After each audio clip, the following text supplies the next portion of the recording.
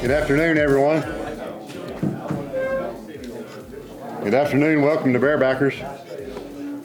Happy Thanksgiving almost to everyone. Hope we all get to enjoy some good times with our families this week. Thanks to Aramark for the nice turkey dinner today. No events until this weekend. We did a little bit of a break, and then we have a very full weekend at the Fair Center. Thank goodness that's all indoors, so now that the weather's turned cold. Saturday, the Sugar Bears host the Hendricks Warriors from across town at 11 a.m. at the Fair Center. That's followed by 2 men's basketball games in our Central Arkansas Classic. 3 o'clock, it's Idaho State versus Bethune-Cookman. At 5:30, it's UCA Bears versus our old friends from Northwestern State. So 11, 3, and 5:30 at the Fair Center on Saturday. Sunday, we start at 1 o'clock with Bethune-Cookman versus Northwestern State, followed by UCA and Idaho State at 3:30 in the Fair Center. Idaho State's making a southern swing during the holidays. They're playing 4 games while they're down here. They probably thought they were coming to warmer temperatures, not sure they did. They're playing at Lindenwood in St. Louis, St. Charles on Wednesday, 2 games here this weekend, then they're at Kansas City Tuesday, then they go back home. So they're gonna be on the road a long time, spending a full week on the road. Our men's basketball knows about that the last few days. That's it for this week. Then next week we settle in a little more of a regular, normal schedule for basketball. Next Tuesday, the Sugar Bears play at Alcorn State. And on Wednesday, the Bears play at Loyola Chicago. And then the women host Little Rock next Saturday, and the men host Arkansas State the next Tuesday. So we'll be a little bit more of a holiday regular season once we get to next week. Now let's wrap up a couple of sports today. We'll first start with volleyball. Sugar Bears closed out their season last Thursday in the ASUN tournament with a loss to the host team, Lipscomb, over in Nashville. Charlie Tidwell and Jamariana Hall both had 9 kills to lead the Sugar Bears. That is a junior and a sophomore, so both of those are returning. Earlier in the week, freshman Kaylin Coons from Springdale was named the ASUN All-Freshman team. She finished her first season at UCA, 890 assists, 36 aces, and 236 digs. Very, very nice freshman year. She was the one that was here with us about a month ago.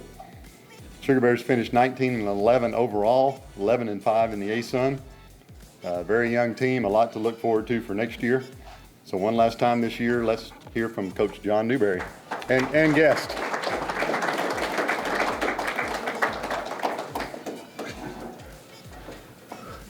Is Boone next? Is Coach Boone next? Oh, okay. I was going to move it for you. Just kidding. All right. Had a great season this year. I think we managed our injuries throughout the season fairly well. Having 3 freshmen start throughout the whole entire conference season and them playing well is extremely, it's good for us. Something to very much look forward to, especially having kind of your setter, your quarterback on the team kind of leading the way a little bit. So excited, really, really excited about the future. Our Lipscomb match, very first time in the ASUN tournament, going in as the 5th seed. I got asked the question right before the match from the ESPN analyst. They asked me, Coach, you guys have been the underdog preseason number 10. You guys have been the underdog the whole season. How do you expect to win the conference tournament? And I'm just looking at them like, we've been tied for 1st and 2nd throughout this whole entire season. We are not an underdog whatsoever. And but I went with the question, and I casually answered them. I said, well, first of all, we need a lot of luck. And second of all, we need a lot of injuries on the other team, and then we probably need a natural disaster. Is that what you're looking for? Anyways, I just couldn't believe that we're still looking at being at an underdog. But at the same time, when all these conference awards just got matched, all we got was one person out of our whole entire team being in 5th place. We only got one person in our conference awards, and we should have had 2 or 3, to be honest with you. There are other teams that were all the way down in 8th place that even got 2 or 3 on the award ballot. And so, with that being said, we didn't have the highest stats for an individual, and I'm okay with that because this year was a team success. I feel like coming in as preseason number 10. We overachieved in some areas. The conference tournament championship was won by Florida Gulf Coast, who we beat right here in 5 sets here in the Prince Center. It was an incredible season. And so ending this year with two seniors playing a lot and then one playing here and there, looking forward to very much of our next season. And going out with that, we just kind of want to introduce a couple of our 3 of our signees. Didn't get to introduce them last week, but right here in Greenbrier, Arkansas, we've got a young lady named Alex Newland. Her mom, Stephanie Worthy, I believe, Worthy the last name, played basketball here at UCA back in. Yeah, that's right. That's right. I'm excited about Alex. Alex is. She's been a 3-time All-State player for basketball and volleyball. Big-time player. She's big and physical. Excited to get her on the court with us here. Also got a young lady named Ella Drake. Ella's from Tulsa, Oklahoma. She's a 5'11" outside hitter. She's one of the best outside hitters in the state of Oklahoma. Super passionate kid. I'm excited about her to come. Her sister played at Northwestern State, was an all-conference player for Northwestern State. So she's been in the Prince Center several times, just wearing not as much purple as we would like. So now she'll be definitely wearing purple. And then lastly, excited about this one is Grayson Button. Grayson is a 6'3" middle blocker from Grapevine, Texas. We are loading up and gearing up to not finish in top 5, but finish in top 2, maybe top 3. That's the plan. I like where we're heading. The staff they've been working diligent, very, very hard. We're going to fill in a couple of gaps with a couple of transfers, just graduate transfers. It's just something that we need.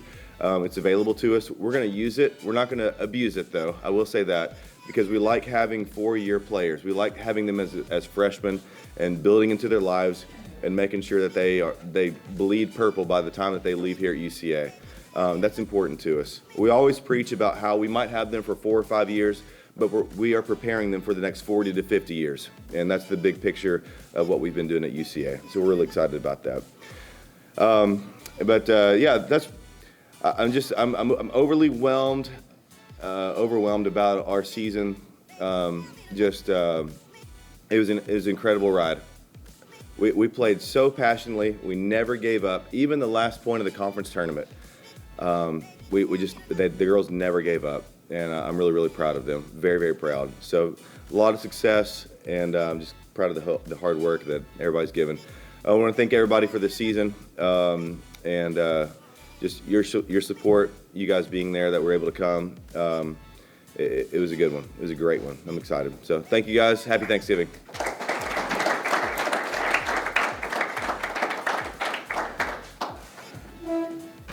Thank you, John, and thank you to your staff. Outstanding season. Yeah, one he was referring to was Stephanie McNesby. She played back in the late 90s for us. She was from Bologna. Her name was McNesby at that point. Very, very good player, all-conference player. She's on the wall in the tunnel over there at the Fair Center, so her daughter has good genes, I know that.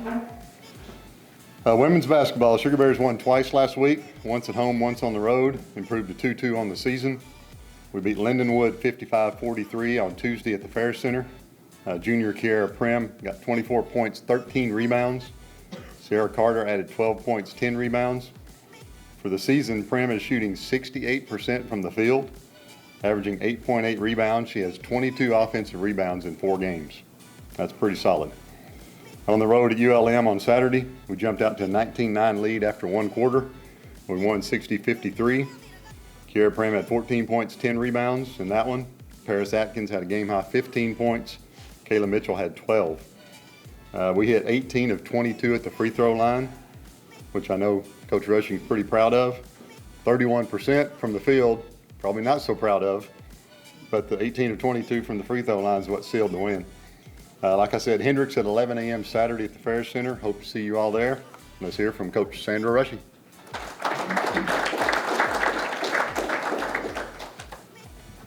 Thank you, Steve. It's really great to see everybody here today. Happy Thanksgiving, and Coach, where's Coach Brown? Congratulations, and Coach also congratulations on a great year. That's what we're trying to work toward. I'm very proud of our last 2 ball games. We competed, but don't judge us by our our shooting right now. We're better scorers than what's happening. I think the first 2 ball games, we played Arkansas and Kansas State, and we couldn't figure out. We thought every time that we caught the ball, we had to shoot it. I think we're doing a better job right now on shot selection.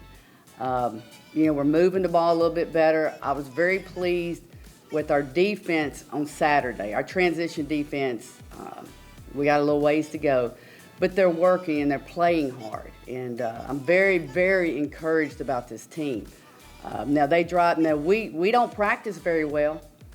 And I go home and I have a headache and I'm taking Tylenol and everything else, but we are not a good practice team.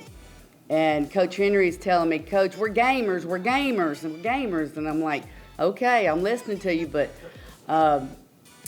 they want to win. And they're good young ladies, but KP, 5'8", leading us in rebounds, doubles, that's amazing. I can play her inside and out, and I got to tell you a story about her, though. We, of course, when I'm on the bench, I say a few things under my breath. I try not to let the camera see me or anything. But I think we're playing Arkansas, and I'm like, man, I just wish we would care. And she's sitting right there. She taps me on the shoulder I said, yeah, I care. And it was so cute because she wanted me to know. But sometimes, like I said, I say a few things, and I've got to watch it when they're sitting next to me. But she does care. They all care. I'm excited about Paris from Bryant. Now, Randria Wright is not shooting the ball very well for us right now. In fact, you can tell she's not at the level she was last year. She's got some things going on, but she's going to come around. She's going to come around, and when we all get on the same page, I personally believe we can average 72 points. And I don't think anybody's ever heard me say that since I've been here, because everything's been defense. But they listen, they want to win, but I'm enjoying them. It's fun. It's fun to see them go out and compete. And we right now, what's helping us win ball games is offensive and defensive boards. Because like I said, we're not shooting it very well at all. Maybe we've hit a couple threes, but we're taking them. We're averaging, Steve, I guess about 15 threes a game, 10. They're going in sooner or later. And if not, I got KP to go get the rebound. So that helps. But does anybody have any questions for me at all? We need y'all out Saturday at 11 a.m. I don't want us to overlook Hendricks, because for some reason we always struggle a little bit with them. And I don't want us to overlook them. Then we go to Alcorn, and we know it's going to be a challenge. We beat 2 teams, Lindenwood, like I said, and Monroe, that are very well coached. We're going to be outsized all year. Monroe had 6'5", 6'4", and 6'3", and that was amazing. And that's going to be all year, so we're working a lot. We're going to have pressure on the ball, double the post, but if y'all ever want to come out and watch us practice, please come. No, I can't say you're going to leave there saying, wow, but because seriously, practice, I'm pulling my hair out. And that's the truth. But if they want to be gamers, because we put on the board, just find a way to win. It doesn't matter right now what our shooting percentage is, how ugly it is. A win is a win, and winning builds confidence. And like I said, I'm very encouraged about this team. Very encouraged. Any questions? Thank y'all. And again, happy Thanksgiving. I believe Ryan said it was a 25-hour travel day yesterday to get back from Ireland. So we're glad to have Coach Boone here. Hopefully he's coherent enough to speak. We'll find out shortly. Before the Bears left last week, got a big 82-71 win over our friends from Little Rock in front of a crowd of nearly 2,000 at the Fair Center. The place was rocking, and the Bears played really well. Eddie Kylud had 26 points. Colin Cooper hit 6 threes. scored 22 points. Cam Hunter had 13 points and a career high 11 assists. Then we opened in Ireland against a good Niagara team, which went 2-0 over there. On Friday morning, we couldn't find our shot in a 73-64 loss. We shot 36% from the field. Niagara shot 55%. That's hard to beat. Cam Hunter had 23 points. Kai Lude and Cooper had 14 each. And then on Saturday morning, 5 a.m. our time. By the way, Dr. Teague sent us a group meet at 5 a.m. Anybody up? I was, sort of, on the couch. Yeah, some of y'all were. I may have been the only one in this time zone that was up. Let's say it that way. 5 a.m. our time, we played Ryder out of Lawrenceville, New Jersey. Won that game 90-85. We shot 53% from the field, made 11 three-pointers. So quite the turnaround from the day before in less than 24 hours. Cam Hunter went crazy, had career high 28 points. Eddie had 16. Masai Olawakari had 15. Johannes Kirsipu had 14, including 9 of 10 at the free throw line, which basically sealed the game. A true freshman from Estonia. That puts us at 3-2 overall with 2 games this weekend at home, like I said. And we'll turn it over to Coach Boone if he can make his way up here.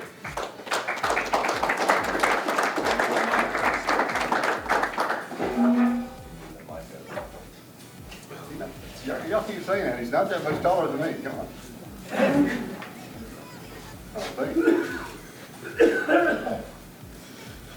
I'll do what Daryl did. All right, thank you. Last week this time we were getting ready to play Little Rock, and our guys came out and played a pretty good game, I thought. And then after the game and drinking a couple of Coke Zeros, I went home and packed, and we left for a pretty long trip over to Ireland. And I remember a couple things. When we got to Philadelphia, we went Memphis to Philadelphia, and I said something to Brock when we were, no, not in Philadelphia, when we got to Dublin. Before leaving Philadelphia, Brock said, I saw Gene. I didn't want to disturb him because he looked a little disheveled. He was in a hurry, so I didn't want to say anything to him. I said, okay. So when we got to Dublin and we got through customs and we were looking for our luggage, I said, have you seen Gene? And at that moment, I saw a UCA cap and I saw a hand waving over a few obstacles, and it was Gene letting us know that he had gotten there all right. It was a great trip, great opportunity. A lot of our guys that are from the States won't have an opportunity to do anything like that possibly in their lifetime. So it was a great opportunity for them. It was a great opportunity for a number of our guys who are from Europe to go closer to home so that their parents can see them in person. Ebe Clintman, his mom, his aunt, his sister, they all got to see him play in person. Johan Crawford, who's not playing yet because he's still recovering from a torn ACL, his parents came and got to see him in person there. That was the first time I got to see his parents in person. I got to see his dad over Zoom when we were recruiting him. But we got to see his parents in person. Johannes Kierpesu, his parents got to see him, his family got to see him play in person. It's the first time I got to visit with his parents, besides being on Zoom also. Great experience. The best part about being there was the community engagement that the ASUN Mag Challenge people set up for our guys. And we went to the Francis Street School in inner city Dublin. And inner city over there is a little different from inner city here in the States. It's not as much what we think of as far as crime goes, but it is in terms of poverty. And these kids knew that we were coming, and they had been excited for weeks and possibly months. They did research on UCA and on our players and on the roster. They were ready for us to be there. When we first got there, we ran into one of the moms who had, I don't know if she had dropped something off for her son, but she was walking back out from the school and said, oh, are you guys the basketball team? We said, yeah. She said, oh, my son's been really looking forward to you guys coming here. So we got in. The first thing they did was they had the youngest kid sing a song for us. They allowed me to speak. They allowed a couple of our players to speak, and they had drawn, some of the kids from the art class had drawn basketball cards, enlarged basketball cards of our guys, and they were about this size, this tall, and they had looked up their likeness and drawn it and put stats and their height and their weights, and some of them even converted it to meters and kilograms for their height and their weights, and it was amazing. They were so excited. They were cheering for the guys. They were cheering for Eddie, just like he was playing here in the Fair Center. And then we got to go out onto their basketball court and do some things with them, put them through some drills. They showed us some things about Gaelic football that I had never heard of. Most of us had never heard of before. And it really made their day. And they were so thankful, so appreciative of us being there. Didn't want us to leave. The kids didn't want us to leave. And they enjoyed it, and we enjoyed it. And I told those people that we enjoyed it. Our guys enjoyed it just as much as anything. And the games were great. They were important. It was a good experience for our guys, and getting to play back-to-back like that and having to adjust to time zones and having to fight through some things. That was great for our team. But that experience in itself was just as important as anything that we got to do over there. Getting to interact with those kids, getting to make an impact on those kids' lives. That was, I don't want to say the most important thing, because we are here to play basketball, but that was just about the most important thing we did on that trip. And certainly the most impactful thing we did. We got to see a lot of things over there in Dublin, but that was an incredible experience. And I was very thankful that the people over the challenge set that up for us to experience. We played Niagara the first game, and we just couldn't get anything going. And our guys fought, and we challenged them, and they fought, and we cut it close a couple times there in the second half, near the end of the game. We just never could get over that hump. And I remember after the game, talking to the staff and thinking, man, we just didn't have much energy. And we all said, if we had another day, I think we would have had a better energy level. And I said, but at the same time, Niagara they had the same challenge. And they said, well, not exactly, Coach. I said, what do you mean? They said, well, they've been here since Saturday. I said, what? And I didn't understand. And now, those were the cards we were dealt. We got in there Wednesday morning, and they had been there since Saturday, so they were well adjusted. They were ready. Would it have made a difference? Probably. Would we have won if we had had the same time there? Who knows? But those are the cards we were dealt. Our guys did fight through it, though, and gave it a good go.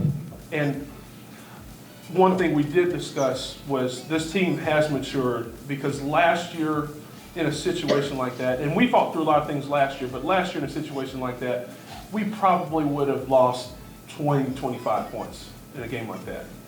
And we kept fighting back, and there was, at one point, with a few minutes left, we cut it to 4. And just didn't have enough to get over that hump. So I think it was a good sign of maturity. Right after the game, and this is when I knew we were going to be fine the next day. After the game, we did our post-game interviews, and Cam Hunter apologized to me about the game. And I said, no, you don't need to apologize. We were all a little off. He says, no, Coach, this is my fault. Now, I don't know what in his mind was his fault, but I knew we were going to be fine the next day. And he was a man possessed in the game against Ryder. And not that he did anything out of character, but he was really, really on it. And the whole team fed off of that. And from the jump, we took control of that game. And even though we were down at some point in the second half, I had all confidence that the guys were fine. And as long as we kept at trying to be in the right spots defensively, keeping up the pace that we wanted to keep up in the game, we were going to be fine. And as long as Cam was feeling good, we were going to be fine. And it was a great experience. And as we told the guys, it was a great challenge to us for when we get to the conference tournament, having the same type of format, if we have to play one day after the other, if we get any kind of situation, this weekend coming up for our MTE, we have to play Saturday evening and then Sunday early afternoon. It's going to be the same situation. Not a lot of recovery time, not a lot of prep time for the games in between. We're going to have to mature and learn to handle those situations. And that's the talk we had the night after the Niagara game, that we have to mature and be able to handle those situations. And the guys are taking those steps. And we have 2 games this weekend. We have 3 games this weekend because the women are playing also Saturday. And it would be great to continue the tradition of having the Ferris being an incredible environment for the basketball games. I've said this every time I've been here. The ASUN coaches have said from last season, this was the best environment for basketball of all the places they had to play. Every coach that came here said that this was the best environment. This was the rowdiest crowd. This was the hardest place to play because of the crowd. And we want to continue that. We want it that way for all 3 games that are being played, for the game against Hendricks, for our game with Northwestern State, and then for our game against, I'm sorry, I don't look too far ahead in our schedule. Who are we playing? Idaho State. For all 3 of those games, we need the same thing to happen, for everyone to come out for all 3 of them. So, come out, bring a friend, bring a few friends, tell all your friends that after you get done with all your Thanksgiving festivities, get ready to come out to Ferris this weekend because it'll be a rocking time. You guys have any questions? Are there a lot of local teams that play basketball over there, like every town's got a team here? No. No, they do rugby, and there's another sport, can't even pronounce it, but they just care about rugby. They're not good at soccer, they didn't make the World Cup, and they do not play basketball. They just don't. There's only 5 million people in the whole country, so there's just not enough. They don't play basketball. So this is a good way to introduce them. Yes. They were excited for, and that's a good point. We played in the National Basketball Arena, I think that's what it was called, and it did not hold very many people. It was quite a bit smaller than the Ferris Center. So basketball is not that big, and yes, it was a great way to bring about more awareness to basketball in Ireland. Yes, sir. Do you think that, is this something that will continue, or was this just a one-year type of thing? It will. There's always an ASUN Max Challenge. Now, the next 2 years it's in Orlando, but then it goes back to Dublin year 3. So we were fortunate to be picked. So they select 2 ASUN teams and 2 MAC teams, both men and women. And Stetson men, UCA men, Eastern Kentucky women, and North Florida. North Florida women, yeah, were the ones this year. There'll be 4 more next year, but they'll go to Orlando.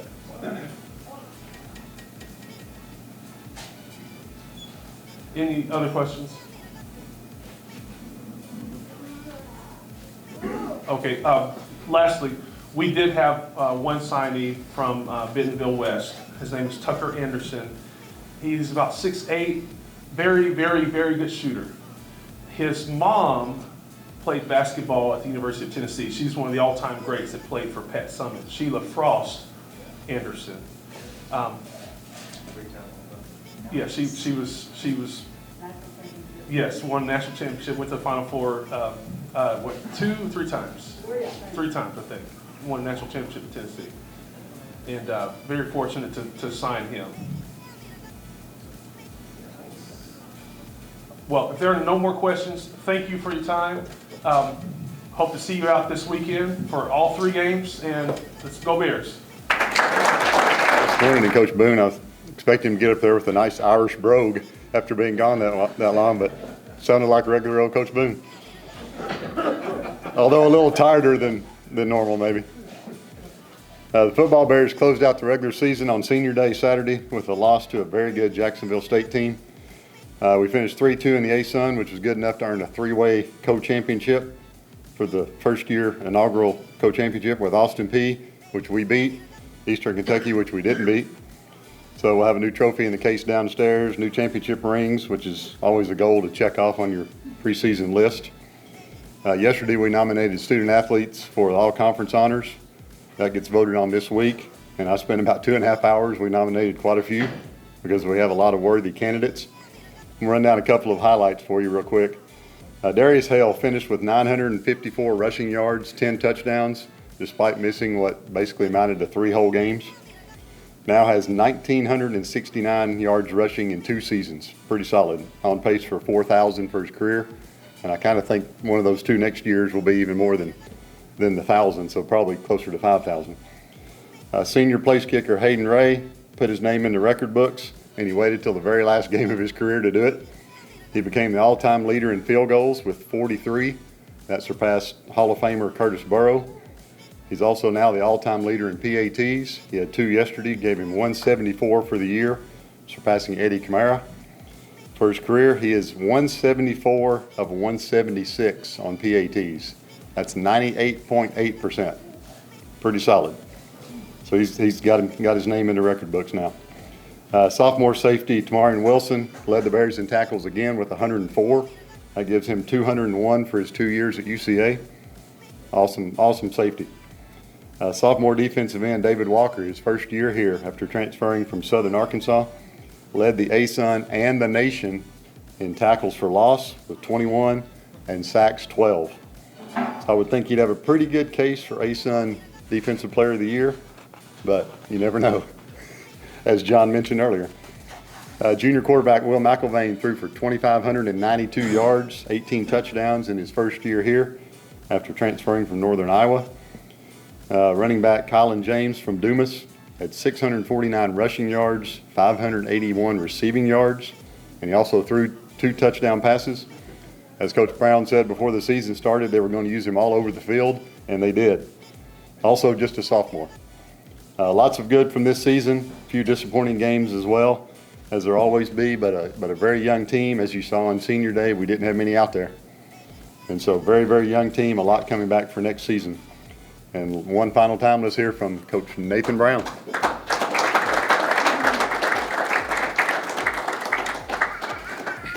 Thanks, Steve. Happy Thanksgiving to everybody. I walked in here and obviously very festive. It puts a smile on your face. First thing you do when you and the 3 head coaches in here right now understands. First thing you do when you have your first team meeting, at least we do in August, is your first goal usually on the goal chart is to win a conference championship. And so I had our guys raise their hands on Friday night in our team meeting, and we had 26 guys raise their hand that had never won a championship.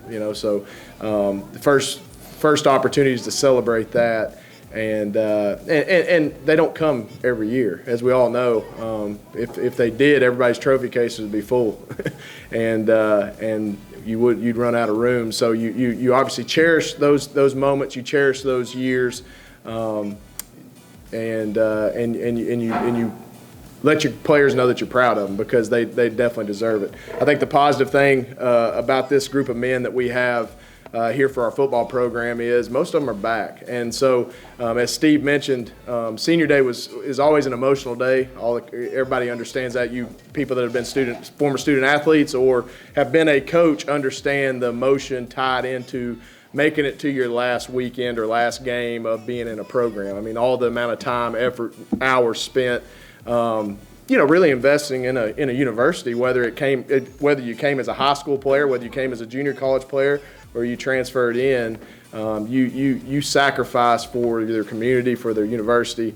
And so we honored eight young men on Saturday, and of the 8, 3 can return, and so really 5 that we will be losing in our senior class. That's a low number. We also were fortunate enough to honor maybe the most emotional moment of the whole day for me, and it really got my wife and I pretty flustered, was when we were able to present Garrett Thomas's parents with a framed jersey. And obviously Garrett's the young man that passed away in an accident in the spring.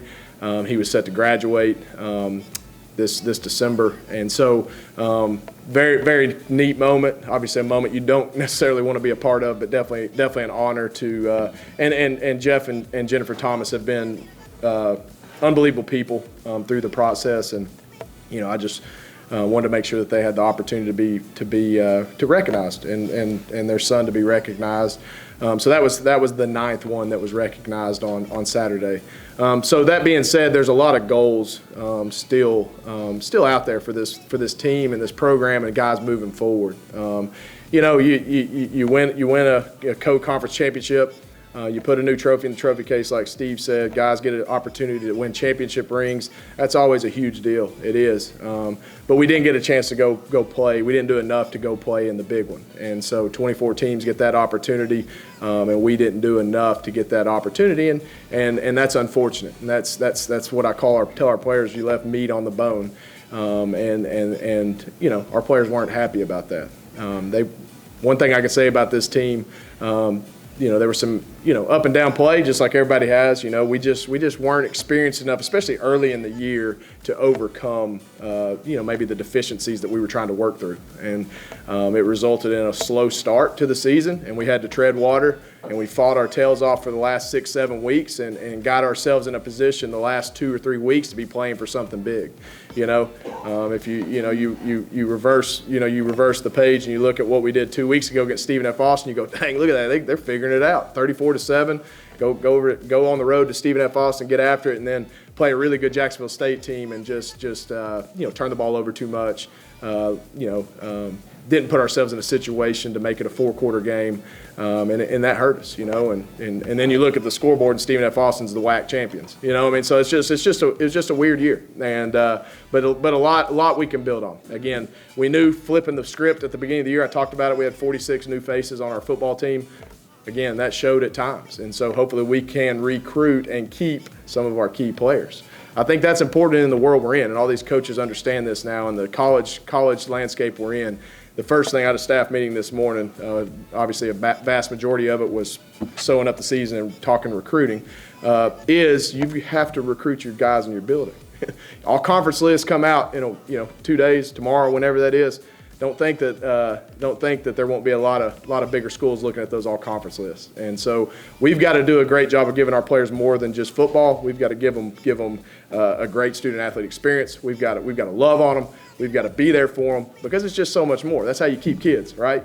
That's how you keep individuals that want to keep being a part of the program, and hopefully being a champion, at least a co-champion, will help that as well. That's a big deal in the world we're in. So recruiting is definitely going to be fast-paced switch. Like everybody's like, Coach, you get a break, you get to go home. Yeah, that's cool. I get to go home for a couple days and see some family for Thanksgiving, but recruiting doesn't stop. I mean, we're rocking and rolling immediately, getting our official visits set, getting our travel plan set, and trying to sign a class that improves our program even more. And so, that's the goal in this. When I have exit meetings with all of our athletes, which I'll have over the next week, I'm going to be totally blunt with them. It's my job to recruit someone better than you, right? Like that's our job. Like I want to recruit a quarterback that's better than Will McElvain. Now that's Will McElvain's job to keep his job, right? That's what he's supposed to do. That's what you hope the competitor in them comes out and they want to compete and put their best foot forward as you continue to recruit. And that's not to roast Will. Will had a great season. I'm just using the quarterback as an example. But that's what we're embarking on. A lot of people have asked me, the approach to the transfer portal. So if that question was to come up, let me answer it in my terms. Our philosophy is constantly changing. I think if you're not fluid in the recruiting world right now, you're going to pigeonhole yourself and you're going to back yourself into a corner. I think one, the transfer portal has flipped our level of football upside down. I think two, we've got to figure out what our niche is in Conway, Arkansas, at the University of Central Arkansas. What kind of athlete can we get in the transfer portal? We're going to continue to build, kind of like John said. We're going to continue to build with high school kids. You have to. I mean, you have to bring in kids that you can develop. You continue to bring in kids within your state walls. Win those recruiting battles. Don't let them get out. At least in a parallel move at our level of football. And then continue to recruit your pipeline high schools that you've done over the years. Continue to recruit junior colleges. We've had success in junior colleges. If you look, you break down the data, our success rate is really high at the junior college level. We're going to continue to do that. Well, now you throw in over the last 2 years, where do you find yourself in this transfer portal world? We're in a weird spot here. I don't know that you go get a bunch of FBS transfers that are third-string guys for a Power 5 team. I don't know that that bodes well for us. I mean, as you look at the success rate, we're going to look at all levels. We're going to look at D2 transfers. We're going to look at parallel transfers, FCS to FCS. It's not to say we won't look at the Power 5s or the group of 5 guys, but if you look at the success rate of guys that are having success on our field, they're probably guys that are having success at their other stop that maybe just want to change the scenery. And so the more you look at that data and you analyze where you're at as a program and where you can get better, that's the direction you want to look. You still want to build with high school kids and junior college kids here at Central Arkansas, but then you want to go get guys that are productive. You want to go get guys that have production at their prior school. That's not to say that you won't take a backup from somewhere else, but there needs to be some type of relationship with a coach that you know what you're getting when you get that kid. So that's obviously a fluid deal, and we're going to be going with our hair on fire over the next really till December 21st, which is our initial signing day. We'll plan to sign a large class there, at least what we can. Again, only losing the X amount of seniors I talked about, it's not going to be just a humongous class. Again, we're trying to hold on to our players. We're trying to keep the guys within our walls. And look, I'm sitting up here saying this, and like 2 years ago, I didn't even want to say transfer portal. I really didn't. Like, it just would make my bones shake. But you got to embrace it. I mean, it is what it is. It's the world we're in. Like, it frustrated me. I mean, nothing makes me more frustrated than losing a great player that you develop and moving forward. But you have to embrace it and bring someone else in if the opportunity's there. And we had a couple players that decided to leave from last year's team that are having success at other places, and I keep in touch with them. That's just the person I am. I mean, maybe I don't need to be such a good guy, but I keep up with Tyler Hudson. He's a semifinalist for the Blendenkoff Award at Louisville. I mean, congrats, that's awesome. And I congratulate him, love him, and root for him. But you have to do a good job in that area, and that's something we're definitely putting an emphasis on. Again, I was talking to Coach Rushing before this started. I can promise you this: we're going to celebrate this championship. Y'all look down there, like we took a picture and tweeted it out yesterday. The Division I era has been very good to UCA football. This group of seniors that left had won a conference championship in the Southland Conference and the ASUN Conference. Not many people can say they've won 2 Division I conference championships in 2 different conferences. We're going to celebrate this moment. We're going to love our kids because they worked hard for it. Was it up and down? Yeah. Did we get to the ultimate prize? No, we didn't get an opportunity to play for a national championship. There'll be one national champion, probably would come from one of the Dakotas. That's kind of the history of it. But we didn't get that opportunity, and so we left meat on the bone. So there's a lot to work toward. I know our staff's in full force mode. Our players are still hungry. I mean, the Tamarian Wilsons of the world, the Darius Hell is so mad that he couldn't play in those last 3 games the way he wanted to. Tamarian Wilson's as competitive a kid as there is. I mean, Will McIlvain's he is a ultra competitor. Gerard Barnes was out there playing on one leg. Anybody that watched the game, he couldn't even hardly walk back to the huddle. He'll probably be set to have surgery this week on his knee, get it scoped. But there's just a lot of warriors out there, a lot of guys that are putting it out on the line for University of Central Arkansas. And as an alum and as their head coach, man, it makes me proud. And we're proud of the trophy and proud of the championship. But again, there's still stuff out there that we want to go get. And I can promise you this, we're going to go do it. And our guys are in a good position. We'll get some direction of what we have moving forward. And look, we're going to keep playing a competitive schedule, and it's our job to do a good job of it. I think we handled the conference schedule pretty dang well this year. Non-conference, we were up and down. Didn't do good enough, especially early in the year, to put us in a position in late November to be in the mentioning for an at-large bid. And so that's going to continue. We go to North Dakota State next year. It doesn't get easier. We'll play SEMO. They're in the playoffs this year. We're not going to play anybody. We want to play the best, and it's our job to execute and do a good job on the field. And I think that's a great approach. And Dr. Teague knows how to schedule and get teams an opportunity to get an at-large bid if they don't get the automatic bid, and that's what it takes. And I think there's teams out there that are sitting there watching today that have 6, 7, 8 wins that didn't play a schedule that maybe deserve that. I don't know, And so we're going to continue to do that, and we're going to take every challenge we get and hit it head on. And I know we're going to have a group ready to go. So we're in recruiting mode, and probably the next time you'll formally hear from me is on signing day. At whatever, if we have a signing day party or whatever it is. But I can promise you this: we're going to be putting the tire to the slab, and we're going to be recruiting the heck out of it over the next few months, and looking forward to it. Love to take any questions. Yes, sir. I just want to talk, like what you said, Jacksonville State has a good team, but it's probably did. But I watched the game Saturday, I did. Mistakes. Yeah. Mistakes got it. So I say every time that we made a mistake, they capitalized. They did. And if you pull all of those mistakes back, I think the Bears would have. I 100% agree. Bottom line, it came down to 4 fumbles. We hadn't fumbled like that all year. And, unfortunately, two kick returns in a row, we fumbled the ball inside the 20. I mean, you put your defense in that situation, what do you expect against a good offense? And so the ball just seemed to be bouncing their way. I don't know if y'all remember, but their Webb kept a ball, their quarterback, and got smoked at about the 2-yard line and fumbled the ball in the end zone. We had a guy jump on it, just squirted out of his hands, and they jumped on it for a touchdown. I mean, that was a point where we were down 2 possessions. We get that ball back on the 20. You never know, So the ball just didn't bounce our way, and we didn't value the football enough. Like we talk to our players about that all the time. We do a good job of that. We practice it every day. Like, that football is the program. Value that football. We didn't value it well enough, and it wasn't like throwing interceptions and all that. It was just fumbling the ball. And we hit a double pass down the field. Right, we threw it to Gerard, and Gerard threw it deep to Colin James for about a 40-50-yard gain. Very next play, we handed an inside zone off, and we fumbled the ball. They blowed an inverted whistle, but they had a clear recovery, so it went to Jacksonville State. That was early in the game, a big momentum shift in play. I mean, we did, and we've been on the plus end of the turnover margin all year, and obviously that killed us. And you can't do that against a team like that. And credit to Jacksonville State. My goodness, they're a great team, and they're going to do well in the Conference USA. Coach Rodriguez has done a good job in a short amount of time there. But again, you're right. It's a different game if we don't turn the ball over 4 times. There's no question about it.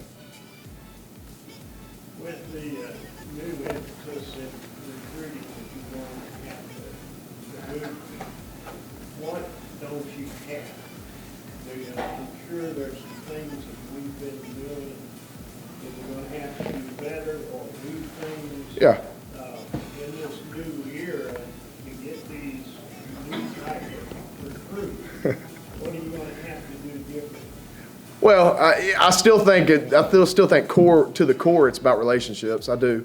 We went through 2 straight years of not really having relationships during the COVID recruiting cycle. I mean, you couldn't get them on campus hardly. You Zoom in, kind of like Coach Boone recruiting overseas kids. It's just hard to really get to know a kid, The same way for everybody recruiting during COVID. So I still think the core of it's relationships. I truly do.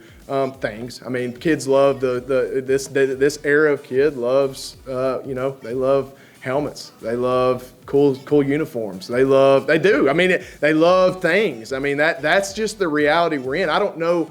We're in the 2022, and if you want the frank, true answer, they like things. When they come on campus, they're looking for certain things. And I always tell this. I don't like just getting a kid on campus. I like their mom and dad to come. Because usually if their mom and dad come, they look at the nuts and bolts of what we have to offer, right? They look at the campus. They look at the safe community. They look at the overall being of where they're coming. The kid doesn't really look at that. The kid looks at, they know how quick a coach can leave. They know how quick they can leave. It's just a different world. And so, again, you can recruit a kid and talent, and talk to Coach Rushing about that too. You can't really recruit a kid's guts. I don't know what those are, and so, we do a great job here of on recruiting weekends of putting our best foot forward, showing our best side, which is easy to do here at the University of Central Arkansas. It's not hard. We feel like if we can get a kid and his family on campus, we're going to have a great shot at getting that kid. And we feel like if we're competing against a parallel opponent, an FCS to FCS opponent, we feel like we can get that kid. It's tough to flip a FBS kid. I mean, it's just with the money and what they're given at this point in the football world, even at the Sun Belt level, it's tough to flip a kid at that level. But yeah, it's about things. It's about putting your best foot forward. And, when you're dating somebody, you show them your best side, don't you? They don't get to know you till you marry them. So that's kind of the way it is, you know? They get to know the real you once you get married. So it's a similar in recruiting. But yeah, we do a good job, and I've got good recruiting coaches. They do a great job. You mentioned taking transfers at different levels. You got a pretty good D2 guy, David Walker. It's a perfect example, and that he's an Arkansas kid. He's from Stuttgart, Arkansas. Had success at SAU, entered the transfer portal, and we jumped on him and had a relationship with him out of high school, and it worked out. And so that's a great example. And so that's the world we're in right now. Obviously, we're not gonna break any rules to get a kid. That's not our style. You know, we're not going to do that. That's not the right way to do it. I always feel like if you do that, it's going to come back to bite you anyways. You know, karma's a tough deal. You know, I truly believe that. But if a good player that has production at a lower level, I can promise you this: we ain't putting our nose up at them. We're going to go get them, and that's the truth. Especially someone with ties like David, and those of you that have gotten to know that kid, unbelievable young man. Like when I say unbelievable young man, like he's the sweetest. Like he don't play sweet out there. Like he's going to rip your head off. But he is one of the sweetest humans. Get to know him. Get to know him. He's a special kid. We got a lot of special kids, but just because his name came up, yeah, we have to continue to we've got to continue to scour that. Like we may have sleepless nights and a lot of late evening coffee breaks, but we're going to find those kids that are in the cracks and crevices, and that's what the University of Central Arkansas has always done, and we're going to continue to do that. Ideas, thoughts on what you'd like to see either the alumni coach and the Layman's coach do that would help you keep guys on campus, develop that relationship program. Any thoughts you've seen other colleges doing that? Yeah, you know, as I look at it, you know, and even at the FCS level, you're seeing more and more of the NIL collective deals. And that's money and that's resources. I get that, but you get. Let's just say this, it's not getting any cheaper to live in Conway, Arkansas. It's not getting any easier to go buy gas in the economy we're in. So the more resources we can pump in young men, and I'll tell you this, and this is not, nobody take this negative. I know we're running past time, but nobody take this in a negative way, but money drives a lot. Money drives a lot of especially young people. You know, the loyalty and commitment is a little different than it was 10, 15, 20 years ago, even 5 years ago. You know, we've got to do a good job as coaches keeping our kids by relationships. We give them everything we can. We love on them. We spend time with them. We invest in them. But when it comes to the outside sources, you know, the more we pat them on the back, the more we put them in a situation where they feel like this is a place that's invested in them, the better off I think all of our coaches will be. I really believe that. Thank y'all.